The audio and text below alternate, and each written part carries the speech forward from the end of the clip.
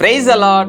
இன்றைக்கு உங்களுடைய வாழ்க்கையில எல்லா காரியங்களும் அது தலைகீழாக நடக்குது, கர்த்தர் என்னை கைவிட்டாரோ அப்படின்னு சொல்லி நீங்க ஒரு பயத்தோட ஒரு கலக்கத்தோட இன்னைக்கு நீங்க இருக்கிறீங்க, அப்படிதானே?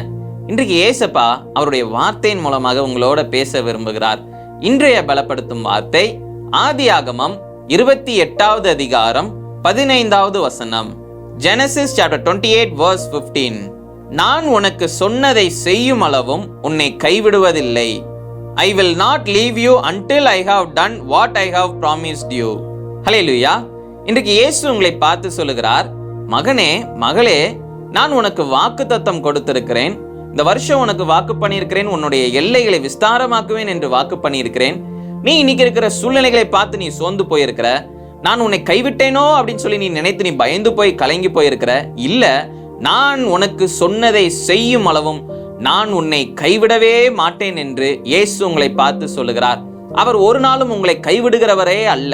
அவர் உங்களை கைவிடாமல் அவர் உங்களை பாதுகாத்து உங்களை வழி நடத்துகிற தேவன். அவர் எல்லா நாளும் அவர் உங்களை பார்த்து கொண்டே இருக்கிறார். எல்லா நாளும் உங்களை நேசிக்கிறார். எல்லா நாளும் அவர் உங்களோட கூட இருக்கிறார். அவர் சொல்லுகிறார், உனக்கு வாக்குத்தத்தம் நான் கொடுத்திருக்கிறேன், அந்த வாக்குத்தத்தத்தை நான் நிறைவேற்றுகிற வரைக்கும் நான் உன்னை கைவிடவே மாட்டேன் என்று அவர் உங்களை பார்த்து சொல்லுகிறார்.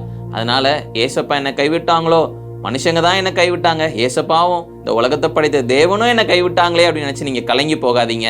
அவர் உங்களை கைவிடவே இல்லை. அவர் வாக்குத்தத்தங்களை நிறைவேற்றுவார். உங்க வாழ்க்கையில இருக்கிற சூழ்நிலைகளை மாற்றுவார்.